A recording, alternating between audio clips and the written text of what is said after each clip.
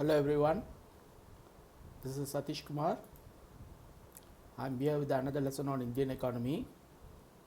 This is my continuation lesson on banking. So in this lesson we are going to learn about banking reforms in India, a very important topic.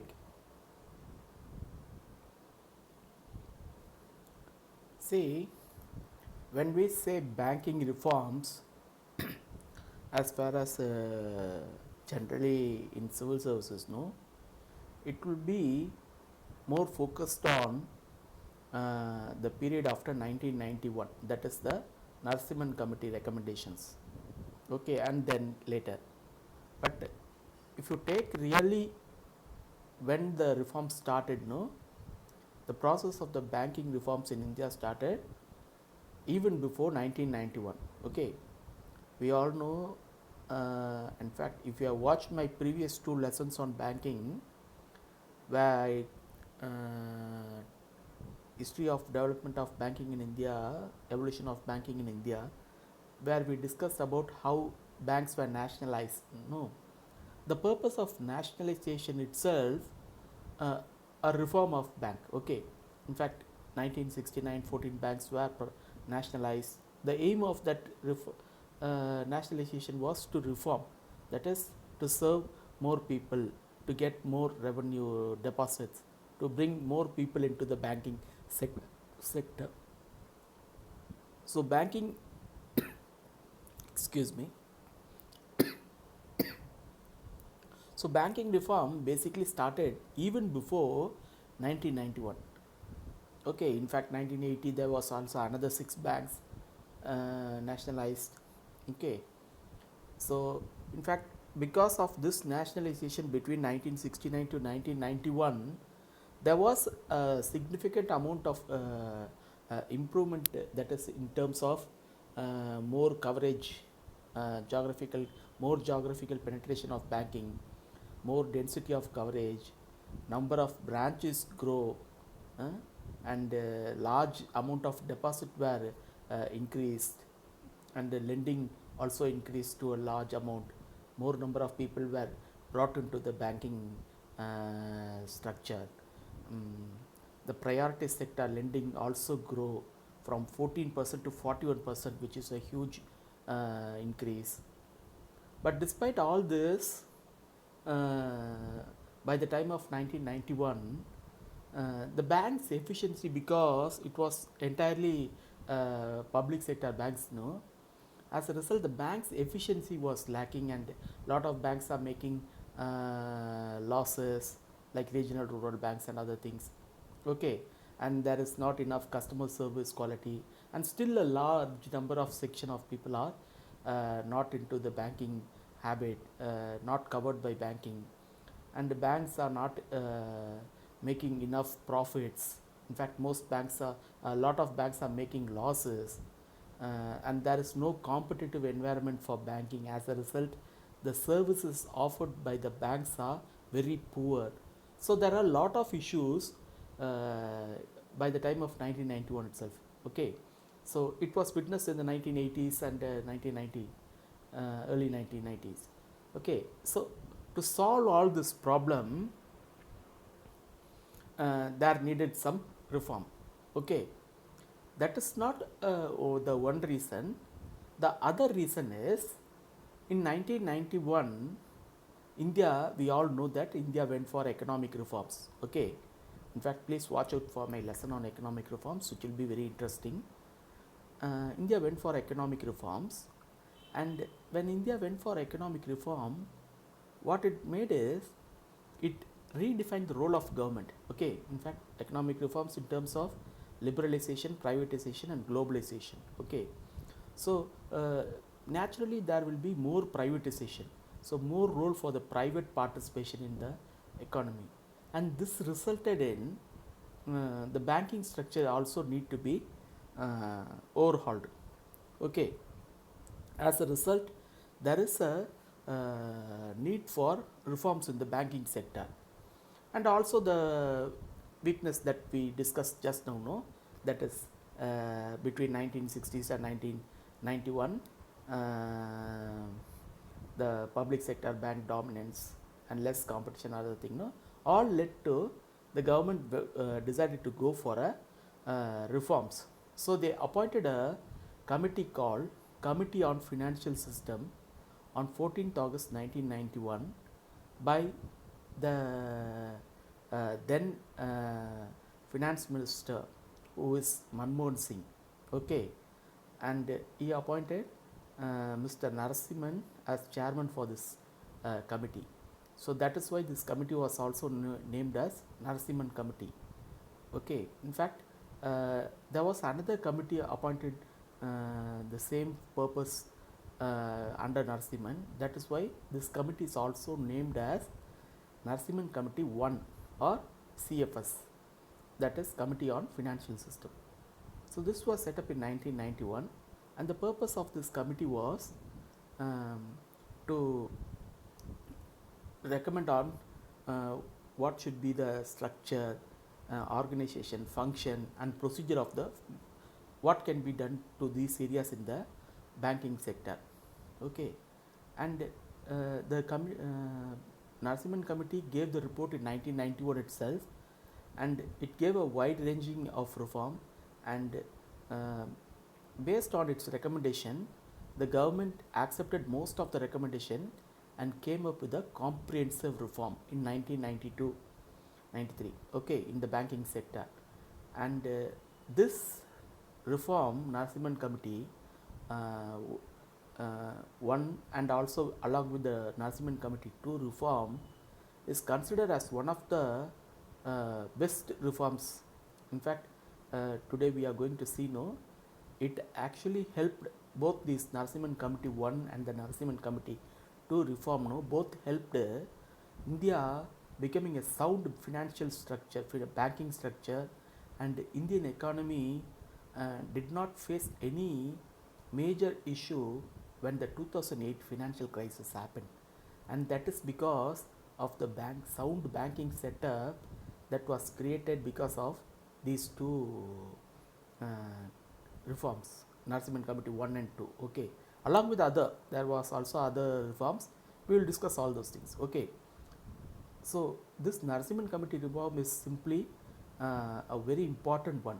Okay, so let us see that in detail, what it recommended and what are all the things that government did and how it improved and what are all the areas yet to be improved. All these things we will learn now. Okay, see, this committee was set up, and this committee actually it based its recommendation on certain assumptions. In fact, it held the view that the resources of the bank, no, are coming from the general public, and there are people are trusting the bank, and it will be deployed for maximum benefit of the depositors. Okay, and so that it is the people's money, and it has to be used very wisely. It should not be misused or wasted, and even the government cannot weaken this money and efficiency of banking system, which is the people's money, and government cannot use these resources for populist measures like economic planning, social banking, poverty alleviation. Okay, and in by saying this, the government cannot they cannot use this money or make the bank weaker. So the aim of the banking should be, this amount should be better utilized. There should be some betterment happen rather than loss of this assets. Okay, so that is the major view of this committee on financial system. And it also said that the government has no right to take this money by issuing securities and then using it for its consumption expenditure. For example, to meet its budget deficit, like revenue and fiscal deficit. Okay, and this is actually it said a very strong word that's similar to frauding the depositors. So in fact that is one recommendation. It said that government should look for better avenues to raise debt rather than going for the bank SLR. We will see all those things. Okay. So basically the Committee of Financial System wanted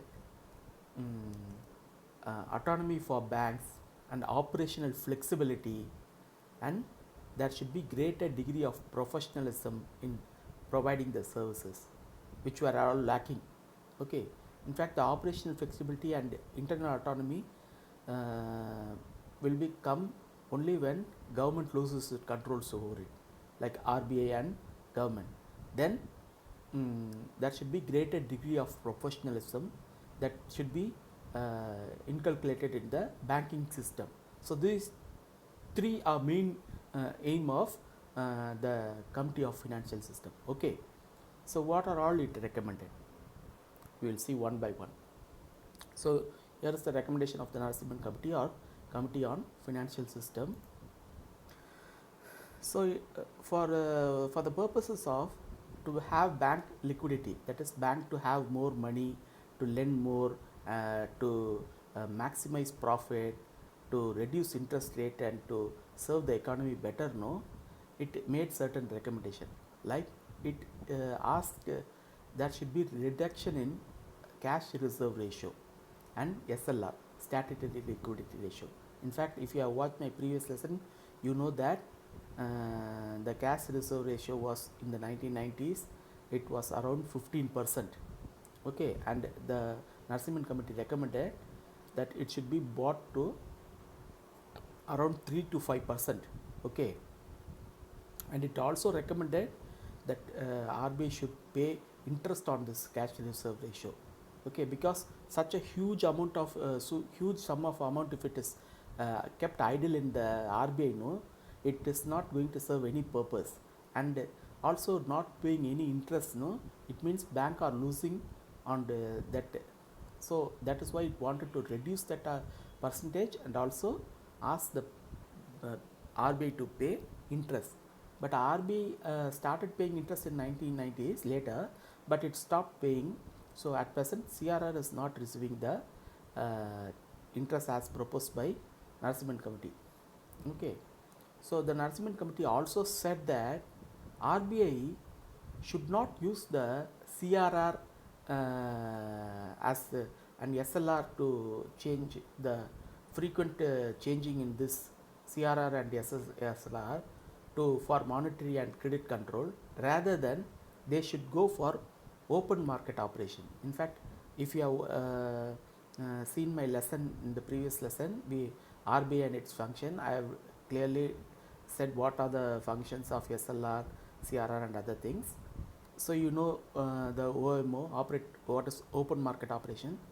So the Committee on Financial System recommended RBI should use OMOs mostly for monetary and credit control rather than going for CRR.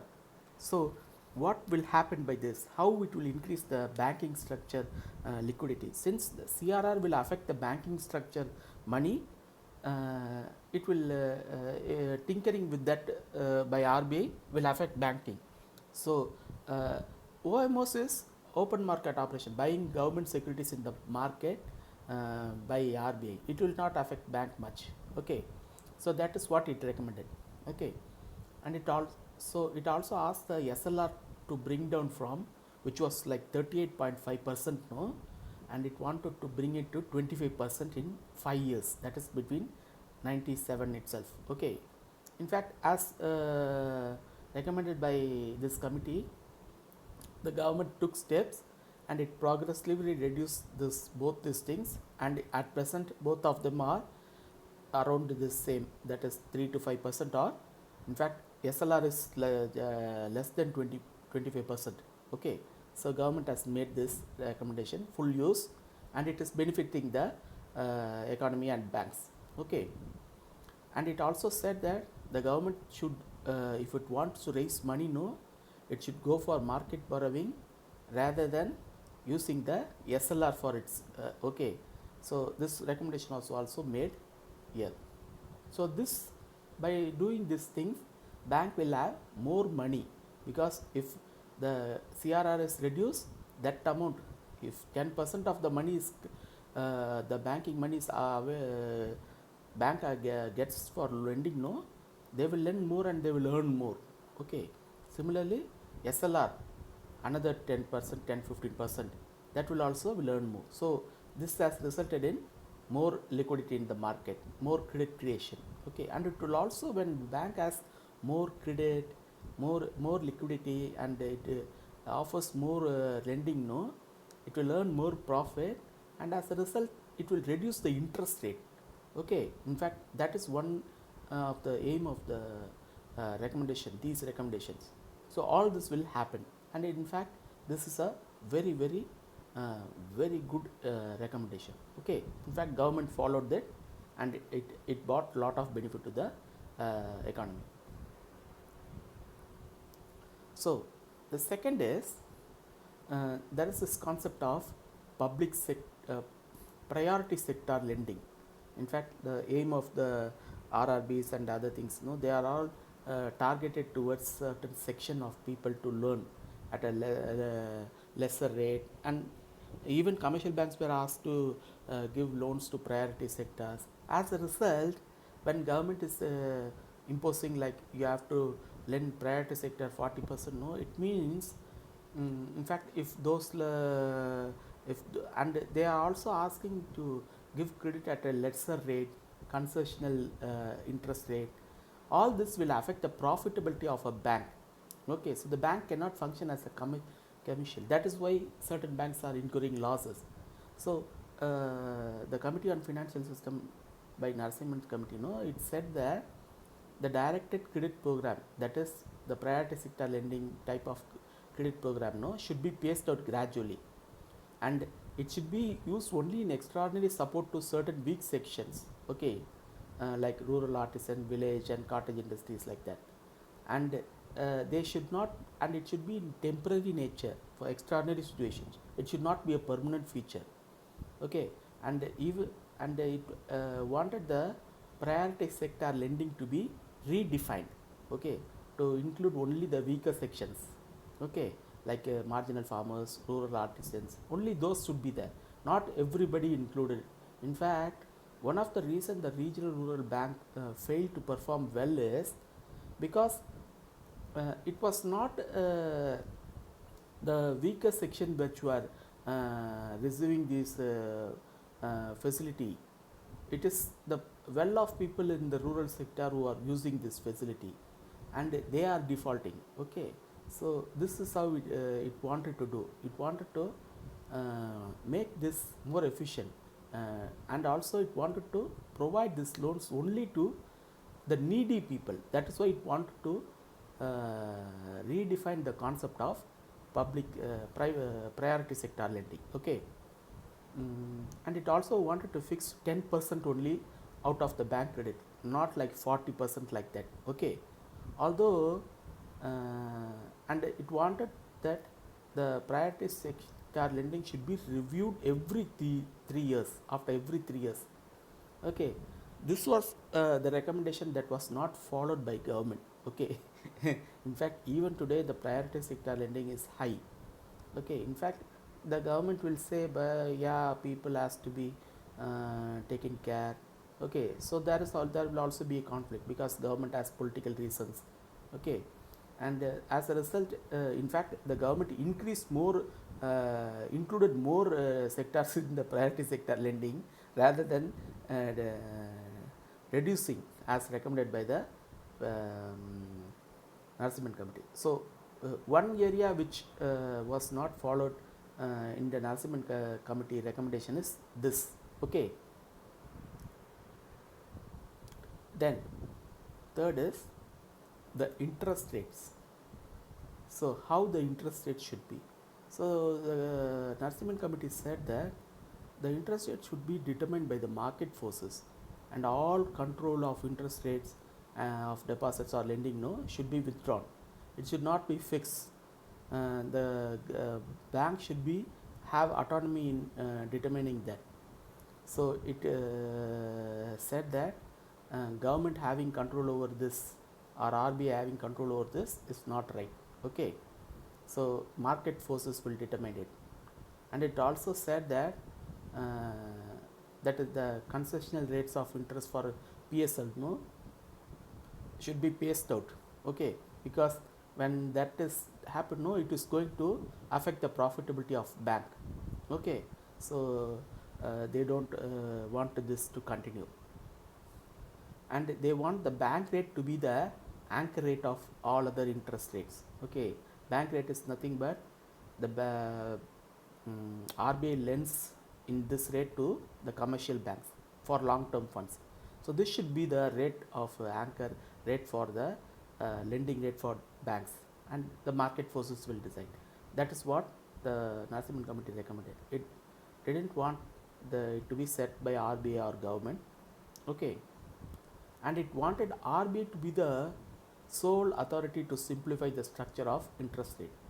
Okay, then on the structure of organization of bank.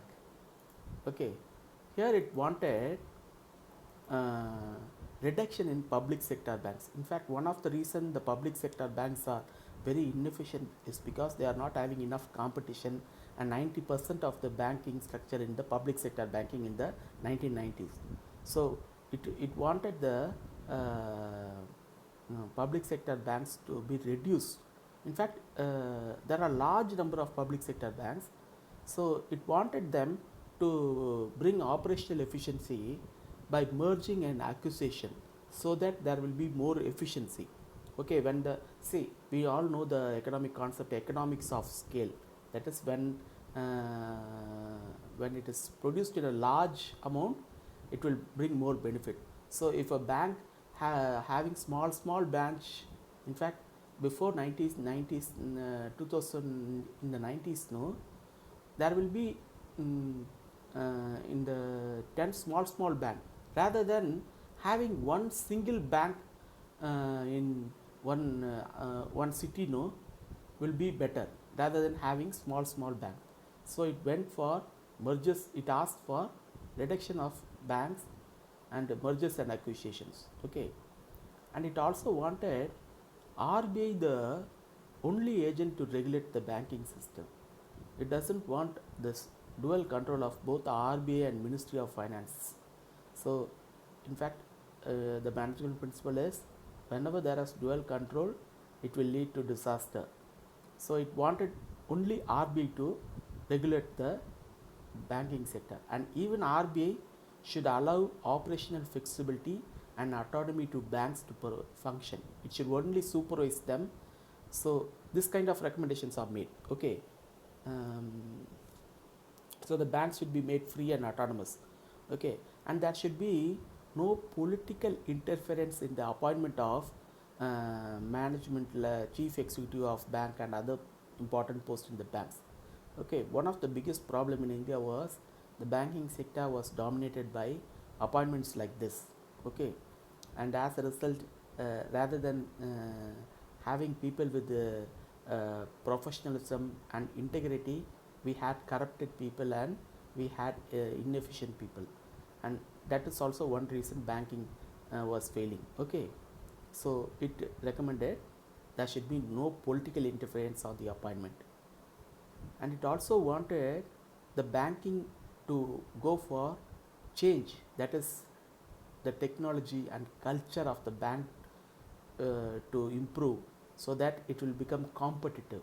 Okay, in fact, I remember well in the 1990s when I was in Sivagasi, there is a banks. In fact, banks like SBI and other banks were there, Indian Bank. It is in fact, going to a bank will look like, in fact, it is like a government institution, public sector banks. One of the reasons going to a bank is you will find it very difficult to get any work done. You will have to wait for sitting there for 2 hours, 3 hours like that, for even a simple matter. In these days, in fact, I remember in the 1990s, I went to the bank to withdraw my money For that I have to wait for like 1.5 hours. Those times there was no ATMs. Okay, we have to withdraw money in person. Now with the because of technology, we don't even have to go for banks. We don't even have to go for ATM. We can sit in the room and we can do it in internet. So then at that time, because there are situations like that, no. So the committee on Narasimhan committee recommended that there should be radical change in the work technology and culture to make it very competitive. Okay, and it also uh, recommended on how to solve the NPA issues, that is the non-performing assets. In fact, at that time there is no concept of non-performing asset, only the bank losses were considered. In fact, the non-performing asset came as a term only after the recommendations of Narasimhan committee. Okay, in fact it blamed the government, that is the Ministry of Finance, for this losses of the public sector banks. Okay, and it said that the banks are abusing the government are abusing banks, and also the other people like officials in the bank and bank employees and trade unions of bank, all are uh, uh, wasting the resources of bank. Okay, in fact because of them it is incurring losses. It also recommended to tackle the NPS, that is non-performing assets, no. So for which it suggested setting up of asset reconstruction companies, which were set up in on the basis of US model. In fact, US there is this setup where will be an asset reconstruction company, which will take, see, bank purpose is lending loan and accepting deposit.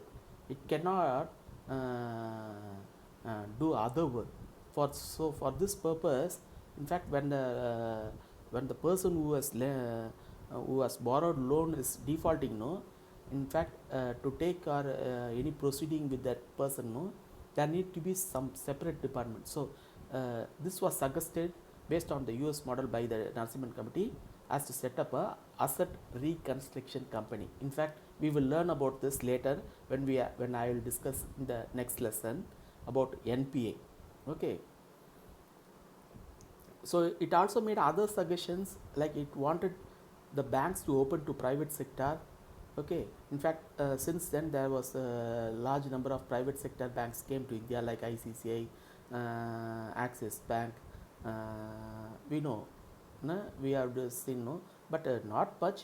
Both foreign banks and private sector bank came to India. But even now, the private sector bank are very less compared to public sector banks. Okay, the total amount of asset held by the public sector bank is still large in India. Okay, that is either good or bad, I don't know. Okay, but it recommended opening, because between 1969 to 1991 there wasn't a single public sector bank private sector bank opened. In fact, entire process was done by the public sector bank. That is why the public sector bank become more inefficient, because there is no competition. Okay, and because of the introduction of private sector bank, and the performance of private sector bank were much better than the public sector bank. Now the public sector bank also are increasing their work efficiency. Okay, the competition will bring the better. In fact, ICCI were generally considered better in in those time in providing services to customers than the public sector bank like SBI and other thing. As a result, these days SBI also competing with ICCI to become a better service provider. Okay, so that is the reason. And it also wanted that that there should be some capital adequacy that bank should hold to meet any financial calamity. Okay, in fact, when a bank is facing any default kind of situation. Okay, so the capital adequacy, it should be raised. Okay, and see, these are all the recommendations made by the Committee on Financial System, that first banking, um, first Narasimhan committee, and the government accepted most of the recommendation. Okay, in fact we saw that government except the priority sector lending, most of the recommendation were accepted by the government. Maybe the political interference in the appointment was still continued, because that recommendation was once again reiterated in the second Narasimhan committee. That means it did not follow. But otherwise, Indian government at that time went for a comprehensive reform process in 1992-93 based on this recommendation, and it resulted in the banking sector becoming the commercial banks becoming better. Okay, so a number of reforms were introduced based on this recommendation. Okay, and banking sector performed well. Okay, so now we'll see the second Narasimhan committee.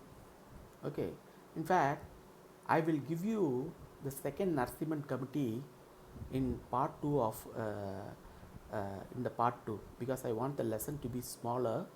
So also because both the Narasimhan committee and both are reform related, you will get confused if you learn simultaneously.